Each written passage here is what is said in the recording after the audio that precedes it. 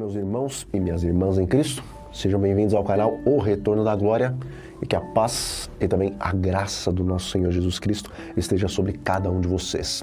Amém? E meus irmãos, antes de vocês assistirem a esse maravilhoso testemunho, eu peço que os irmãos deixem o seu like no vídeo e também façam algum comentário, porque isso ajuda e muito no crescimento aqui do canal e dessa forma o YouTube ele também recomenda essa e outras mensagens do canal para mais pessoas que precisam escutá-la, assim como vocês, ok? Então, desde já, eu deixo o meu muito obrigado e que o Espírito Santo fale poderosamente aos seus corações através desse vídeo. Eu vou terminar contando uma experiência de um amigo lá da minha cidade. Ele se batizou junto comigo. Chama-se Werber. Cara, tremendo cristão. Ele, como eu disse, se batizou junto comigo e continua. Ele mora lá na cidade até hoje. E há um tempo atrás ele me contou uma história que eu já compartilhei em alguns lugares. E eu sempre faço questão de compartilhar essa história, porque mostra o quanto Deus pode utilizar cada um de nós. Ele deu estudo bíblico para uma família pentecostal. A família aceitou a nossa mensagem adventista, com relação, a nossa mensagem bíblica com relação à alimentação, com relação ao sábado, com relação ao estado dos mortos. Essa família toda concordou, disse, não tem dúvida, que essa mensagem é a mensagem da Bíblia, não tem dúvidas com relação a isso. Só que a igreja adventista é muito sem graça, cara, é muito chata. E a família não queria ir para a igreja adventista, queria continuar na igreja pentecostal deles. Eles lá tinham os amigos e a gente entende isso, né? E realmente tem igreja adventista que realmente não tem que aguente, né, gente? Vocês têm que concordar que tem umas igrejas adventistas que dá trabalho. E dá um trabalho. E aí, essa família continuou na igreja pentecostal, guardando o de porco, acreditava no estado dos mortos, como a Bíblia ensina, e começou a gerar um problema dentro da igreja, na igreja pentecostal deles. Por quê? Porque, poxa vida, todo mundo guardando domingo e essa família aqui guardando sábado. E sempre que tinha uma discussão lá, essa família mostrava versos da Bíblia e gerava um problema. Que, então, chegou um momento que o pastor da igreja disse, eu vou trazer um professor de teologia da universidade para explicar o problema. Fizeram uma reunião com todos os membros da igreja. O professor de teologia veio e passou lá não sei quanto tempo explicando por que o sábado não é o dia do Senhor, que não é para guardar o sábado, fez toda aquela explicação. No fim da explicação, o pai daquela família se levantou e disse, professor, posso fazer uma pergunta? E o professor disse, sim, qual é a pergunta? Ele disse, é pecado guardar o sábado? E o professor, rapaz, pecado não é. E aí aquele senhor tão humilde disse, e por que vocês estão com raiva se eu faço algo que não é pecado?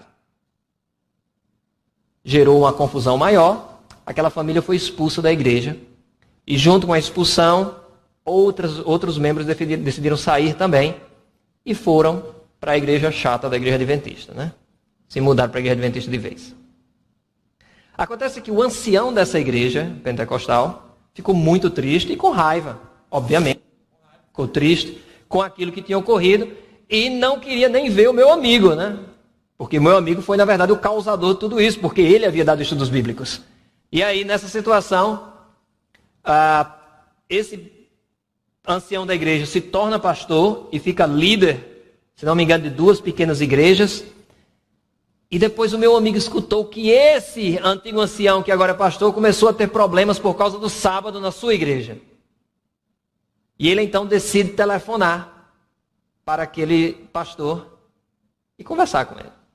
E o meu amigo disse para mim, Rivelino, eu não sabia o que dizer, mas eu peguei o telefone e liguei para ele e disse, o telefone tocou, quando o cara atendeu, eu disse, olá, irmão.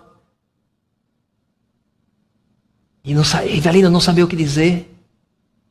E eu simplesmente disse, pastor, eu estou te ligando para te oferecer um estudo bíblico de Daniel e Apocalipse e eu te dou um certificado no final. Olha só. E houve um silêncio. E o meu amigo, ele naquele momento que disse isso, ele começou a parar para pensar, o que eu estou dizendo? Aí o pastor disse, irmão, você não sabe a alegria que eu sinto em ouvir a tua voz. Aí o meu amigo, o quê? Você deve estar sabendo que nós enfrentamos também um problema na igreja aqui, que eu sou pastor agora, sobre o sábado, não é? Aí ele disse, sim, eu ouvi falar. Você sabe o que aconteceu? Ele disse, não, foi que houve. No fim de semana passada, eu levei a igreja inteira, as duas igrejas, para um acampamento, para nós orarmos, para que Deus nos revelasse se era o sábado ou o domingo. E todos os membros foram juntos e começaram a orar. Você sabe como é, os pentecostais oram mesmo, né? E meia-noite, 1h, e o pessoal orando, né? Isso era na praia, numa praia deserta, eles todos orando, e já de madrugada, de repente, do nada, aparece um cara só de calção, todo sujo, e o cara entra no meio do acampamento e diz, quem é o pastor? Agora imagina a situação, no Brasil, madrugada, um cara todo sujo, só de bermuda, quem é o pastor? O cara, né, morrendo de medo, sou eu. Aí o homem diz, eu tenho uma mensagem do Senhor para ti. Você está preparado? E o pastor, diga.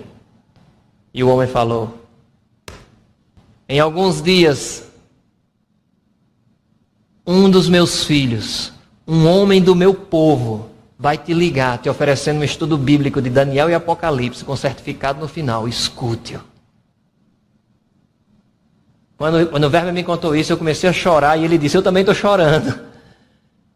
Você já imaginou ser chamado de um dos meus filhos, um homem do meu povo?